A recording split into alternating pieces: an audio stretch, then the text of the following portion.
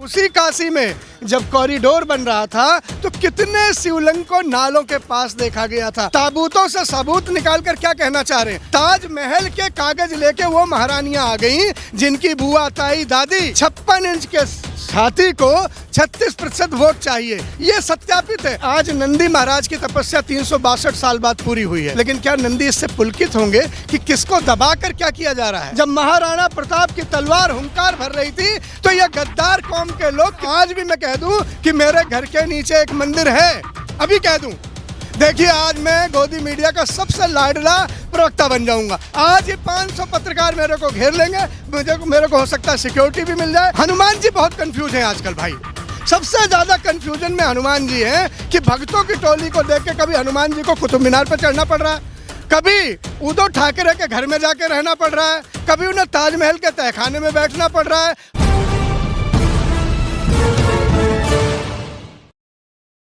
नमस्कार, मैं ज्योतिष चौहान। पिछले कुछ दिनों से लगातार ज्ञानव्यापी को लेकर लंबी बहस चल रही है। टीवी चैनलों पे लगातार बहस है कि वहाँ पर जो है वो भोलेनाथ स्वयं प्रकट हो चुके हैं, कुछ लोग कह रहे हैं कि वो फव्वारा है। तो तमाम मुद्दे पे बातचीत करेंगे। हमारे साथ संदीप मिश्रा हैं जो कि राजनीतिक विशेषज्ञ हैं, इनसे बातचीत करेंगे। सर, क्या मानते हैं कि भोलेनाथ प्रकट हुए हैं या फव्वारा? भोलेनाथ आज प्रकट हुए हैं ये कहने वाले मूर्ख हैं। भोलेनाथ तो तब प्रकट हुए थे जब धरती भी नहीं थी। कौन ऐसा है जो भोलेनाथ को ये कह दे कि अभी प्रकट हुए हैं? मैं कहता हूँ तमाम पांडित्य को, तमाम धर्मावलंबियों को, शंकर को प्रकट कराने वाला कौन हो सकता है? प्रभु कंकर टीवी चैनल है, कंकर कंकर शंकर है ना, हम ये कहते आए हैं। तो आज नई बात क्या हो गई? आपको कोई एक प्रतीक मिल गया है, एक कोई चिन्ह मिल गया है, वो भी अभी अदालत के कटघरे में है कि वो सत्यापित भी है या नहीं है। लेकिन जब तक किसी चीज़ की सत्यापना ना हो जाए तब तक एक किसी भी विशेष धर्म का, मैं हिंदू होने के नाते खुश हूँ, मैं बहुत खुश हो सकता हूँ हिंदू होने के नाते, लेकिन मैं जब देश का मुखिया हूँ तो मैं सिर्फ हिंदू नहीं हूँ, तब मैं सिर्फ मुसलमान भी नहीं हूँ, मैं ईसाई भी नहीं हूँ, क्योंकि मैं संविधान की शपथ लेकर उस पद की गरिमा को बढ़ाता हूँ। और संविधान ये कहता है भारत धर्मनिरपेक्ष देश है। तो धर्मनिरपेक्ष तो तभी रहेगा ना जब मुखिया धर्मनिरपेक्ष होगा। अच्छा, एक तबका लगातार ट्विटर पे, तमाम सोशल मीडिया पे कह रहा है कि वहाँ पर जब भोलेनाथ प्रकट हो चुके हैं, जब वहाँ पर शिवलिंग मिल चुका है, तो देर किस बात की है, फटाफट मंदिर की तैयारी की जाए। अच्छी बात है। ये वही धर्म उन्मादी लोग हैं जिन्हें अटल बिहारी वाजपेयी जी ने एक बहुत बढ़िया संदेश दिया था। जब सोमनाथ से यात्रा लेकर, कार सेवकों की रथ यात्रा लेकर आडवाणी जी अयोध्या की ओर कूच कर रहे थे, निकले थे बड़े जोश से, तो श्रद्धेय अटल जी ने, देश के सर्वप्रिय नेता, आज भी सर्वप्रिय नेता हैं अटल जी, उन्होंने कहा था आडवाणी जी ये ध्यान रहे हम अयोध्या जा रहे हैं, लंका नहीं। इसका मर्म था। आज भी वही उन्मादी लोग, अब तो बीजेपी का न चाल है, न चरित्र है, न चेहरा है। चाल में क्या गड़बड़ी आ गई आप देख ही रहे हैं कि हिंदुस्तान का सिर्फ गुजरातीकरण हो रहा है। नेता भी गुजरात के, प्रधानमंत्री भी गुजरात के, अधिकारी भी गुजरात के, ठेकेदार भी गुजरात के, व्यापारी भी गुजरात के। ये स्लो पॉइजन जो गुजरातीकरण पूरे हिंदुस्तान का हो रहा है, इस पर किसी की नज़र नहीं जा रही है। देश की विडंबना है चौहान साहब। ये असली में क्या है कि काबिलियत लोग पूरे हिंदुस्तान में हैं, लेकिन चुन चुनकर सिर्फ गुजरातियों को जो किया जा रहा है, ये देश की पूरी आत्मा को हिलाया जा रहा है। मैं कहता हूँ आज भोले प्रकट हुए, आनंद का विषय है, लेकिन उसी धरा पे, उसी काशी में जब कॉरिडोर बन रहा था तो कितने शिवलिंग को नालों के पास देखा गया था। तो वो छोटे छोटे शिवलिंग थे, उनका आकार छोटा था, तो क्या वो भोले का प्रकटीकरण नहीं था? क्या वो कंकर कंकर शंकर नहीं था? आज लंका की सलाखों में, लंका थाना के सलाखों में वो खंडित शिवलिंग कितनी संख्या में पड़े हैं, वो उस प्रकटीकरण पे क्यों नहीं जश्न मनाया गया? उनको देखकर क्यों इतना आनंद नहीं हुआ? कोई आकार और प्रकार से प्रभु का स्वरूप विराट हो जाएगा, ऐसा चिंतन ही तो हिंदुत्व को बौना करता है। अच्छा, ये बताइए कि आपने वो तस्वीर भी सामने से देखी है कि वो तस्वीर है जो जिसको शिवलिंग के तौर पे फिलहाल कहा जा रहा है, कोर्ट ने अभी कोई साबित में नहीं हुआ है, तो क्या लगता है कि वो फव्वारा है या फिर शिवलिंग है? देखिए, एक काल मुगलों का आया, मुगलों का काल आया तो हर मंदिर को मीनार बना दिया गया। एक काल आज चल रहा है, हर मीनार की खुदाई हो रही है। अंतर क्या है? आप ताकतवर थे तो आपने उनको चौपट किया, हम ताकतवर हैं तो हम नेस्ते नाबूद कर रहे हैं। ताबूतों से सबूत निकालकर क्या कहना चाह रहे हैं? आज तो ताजमहल को भी विवादित घेरे में कह दिया है। ताजमहल के कागज लेके वो महारानियां आ गईं जिनकी बुआ ताई दादी किनसे ब्याही गई थी।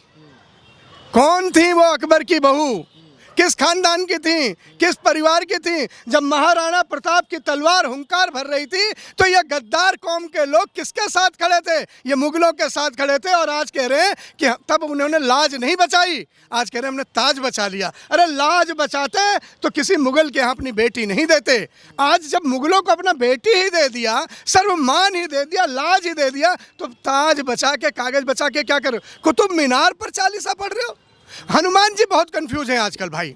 सबसे ज़्यादा कंफ्यूजन में हनुमान जी हैं कि भक्तों की टोली को देख के कभी हनुमान जी को कुतुब मीनार पर चढ़ना पड़ रहा है, कभी उद्धव ठाकरे के घर में जाके रहना पड़ रहा है, कभी उन्हें ताजमहल के तहखाने में बैठना पड़ रहा है। अभी भी एन केन प्रकार आज भी मैं कह दूं कि मेरे घर के नीचे एक मंदिर है, अभी कह दूं।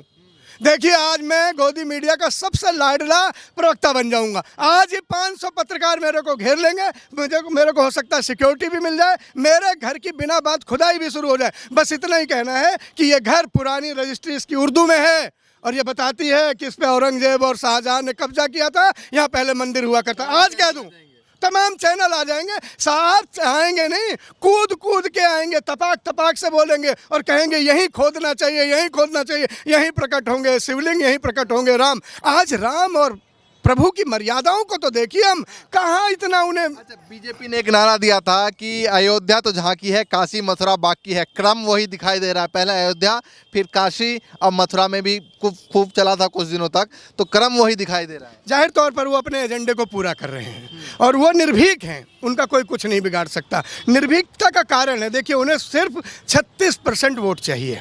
गणित साफ है अमित शाह जी का। अमित शाह वाकई चाणक्य हैं राजनीति के, उन्हें पता है कि मेरी ज़रूरत, मेरी कुर्सियों की ज़रूरत और मोदी सरकार को कितने प्रतिशत वोट मिलेंगे कि सरकार बनी रहेगी। 36%, 56 इंच के छाती को 36% वोट चाहिए, ये सत्यापित है। इस 36% वोट को पाने के लिए आप हिंदू मर जाए, मुसलमान मर जाए, ईसाई मर जाए, कोई भी मर जाए, दंगा फैल जाए, कहीं भी कुछ हो जाए, नहीं भी प्रकटीकरण कहीं शिव का होगा तो एक नया शिव भी बना सकते हैं ये, बशर्ते कुर्सी बनी रहे। मैं आनंदित हूँ धर्म की बात पर, हिंदू होने के नाते कोई भी हिंदू कभी भी अफसोस नहीं मनाएगा कि भव्य मंदिर बने, लेकिन अफसोस इस बात का होता है कि संविधान का क्या कर रहे हो, संविधान क्या कहता है, वो विधान हमें क्या कहता है। बाबा साहब अम्बेडकर ने जो वो बड़ी किताब लिखी है, एक ऐसा छाता दिया है जिस छाते के नीचे हम सब सुरक्षित हैं, उस छाते की तिल्लियां क्यों उखाड़ी जा रही है साहब? कह रहे हैं कि औरंगजेब ने जो किया था, अब उसको जो इतिहास में काला पन्ना था उसको फाड़ के हटाया जाएगा, उसको मिटाया जाएगा।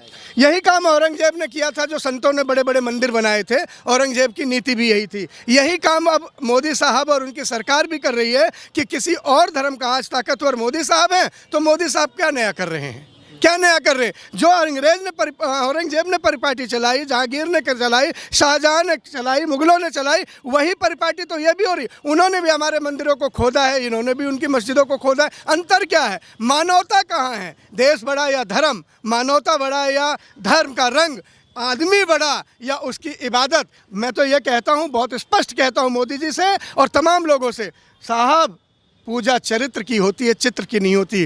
प्रभु राम 12,000 साल पहले आए होंगे कभी, हम सब ने तो कभी नहीं देखा उनका बचपन। प्रभु राम ने अपना कोई मंदिर भी नहीं बनाया, प्रभु राम ने अपने नाम का कोई स्टेडियम भी नहीं बनाया ना कोई स्टेडियम, लेकिन राम रोम रोम में बसने लगे। वो किस वजह से बने? मूर्ति बना के बने या चरित्र बना के बने या चिंतन बना के बने? राम आराध्य सिर्फ इसलिए हुए, जन जन के राम इसलिए हुए कि जन जन का कल्याण किया। मोदी जी आपके कल्याण में क्या क्या चीज़ें आ रही हैं आप सोचिएगा। बेरोजगारी कल्याण में आ रही है, महंगाई कल्याण में आ रही है, सिलेंडर का बढ़ता हुआ दाम आ रहा है, पेट्रोल में लगी हुई आग काम आ रही है। और इस पर भी जी बड़ा तुर्रा तो ये देखिए कि साहब बर्लिन जाके ढोल बजाते हैं। मैं तो कहता हूं पूरे देश के लोगों को 100-200 ढोल यहीं पर लाकर गिफ्ट कर दो। मोदी जी को 100-200 ढोल यहीं पर लाके गिफ्ट कर दें। क्यों जाके जर्मनी में हमारे टैक्स पेयर का इतना पैसा लगा के वो ढोल बजा रहे हैं? नंदी महाराज अगर रक्षा ना कर रहे होते तो आज वहाँ पर शिवलिंग प्रकट नहीं हो पाता। रक्षा कर रहे थे सामने नंदी महाराज सामने। पाथर पूजे हर मिले तो मैं पूजूं पहाड़, उसी बनारस में कबीर जी कह के गए हैं। कितनी बड़ी बात उन्होंने कही है कि आज नंदी महाराज की तपस्या 362 साल बाद पूरी हुई है ना? यही कहा जा रहा है, यही प्रचारित किया जा रहा है। बड़े उत्साह की बात है, लेकिन क्या नंदी इससे पुलकित होंगे कि किसको दबाकर क्या किया जा रहा है? वो प्रतीकात्मक चीज़ है, अदालत के घेरे में है, कुछ भी कहना जल्दबाजी होगा किसी को भी। अभी अदालत सुप्रीम कोर्ट ने बड़ा अच्छा वर्डिक्ट दिया है कि नमाज भी चलेगा और जगह संरक्षित भी रहेगी जब तक सत्यापित नहीं होती। बड़ा संतुलित बयान आया है, सुप्रीम कोर्ट का साधुवाद देते हैं इस पर। धार्मिक उन्माद नहीं होना चाहिए, धार्मिक भेदभाव नहीं होना चाहिए कि मेरी मंदिर ऊंचा हो जाए इसलिए किसी की मस्जिद को ढा दिया जाए। मैं ऐसा हिंदू नहीं हूँ। हृदय जमा हिंदू, जिसके हृदय में चंद्रमा समान शीतलता है, सबको साथ लेके चलने की बात है, हिंदू वो है। हिंदू ये नहीं कि साहब अमित शाह का बेटा चलाएगा बीसीसीआई, ज्योतिरादित्य सिंधिया का बेटा चलाएगा ग्वालियर क्रिकेट का कंट्रोल बोर्ड और हमारे बच्चे चलाएंगे तलवार, तीर, चाकू, भाला और चढ़ के मस्जिद के मीनारों पर बोलेंगे जय श्री राम। किसने अधिकार दे दिया साहब आपको कि दूसरे के मस्जिद के मीनारों पर चढ़ के भगवा रंग फैला दीजिए? अगर यही काम कोई मुसलमान कर दे मंदिर पर तो इस देश में क्या होगा आज की तारीख में? जहांगीरपुरी में बोला था पथराव किया। पथराव किस स्थिति में? यही कोई स्थिति बनी होगी ना साहब। देखिए, दोषी कभी एक व्यक्ति नहीं होता, एक पक्ष भी नहीं होता। मैंने ऐसी भी तस्वीरें देखी है साहब कि लोग कांवड़ लेके जा रहे और मुसलमान के बच्चे दौड़ दौड़ के पानी पिला रहे, फल खिला रहे, आपके पैरों में जख्म है उस पर मरहम भी लगा रहे। हम उन तस्वीरों को क्यों नहीं दिखा रहे? हम उन तस्वीरों से क्यों परहेज कर रहे? अभी जयपुर की एक कहानी पढ़ी कि माँ बाप नहीं थे एक परिवार के और दूसरे मामा के ननिहाल के लोग भी आने से मना कर दिया, मुसलमान परिवार ने जाकर भात भरा। हम सद्भावना की खबरें क्यों नहीं दिखा रहे? हम बेमनस जहरीली मुसलमानों को, टोपी को, तिलक को बदनाम ही क्यों करना चाह रहे हैं? दोनों को लड़ाना ही क्यों जाकर चाह रहे हैं? क्योंकि लड़ाने में किसका फायदा है? ना हिंदू का फायदा है ना मुसलमान का फायदा है। फायदा तो उसका है जो कुर्सी पर बैठा हुआ है। अच्छा, लगता नहीं कि पिछले कुछ दिनों से और कुछ सालों से कि कोर्ट के फैसले से पहले टीवी चैनल का फैसला आया था? टीवी चैनल तो मैं जब राम रहीम जी का प्रवक्ता था तो शायद मैं ही एक पहला पत्रकार प्रवक्ता था जिसने मीडिया की आंख में, पत्रकारों के आंख में उंगली डालकर कहा था कि तुम सच्चे नहीं हो, तुम झूठ दिखाते हो, झूठ परोसते हो, तुम्हारे अंदर गंदगी है, तुम बिके हुए हो। ये पहला कहने वाला मैं आदमी था। आज पूरी दुनिया उन्हें कह रही है कि नहीं? आप पत्रकार हैं भाई साहब, लेकिन आप जब भी जाते हैं तो क्या पत्रकारों को जो सम्मान था आपको मिल पा रहा है क्या? आपकी क्या गलती है?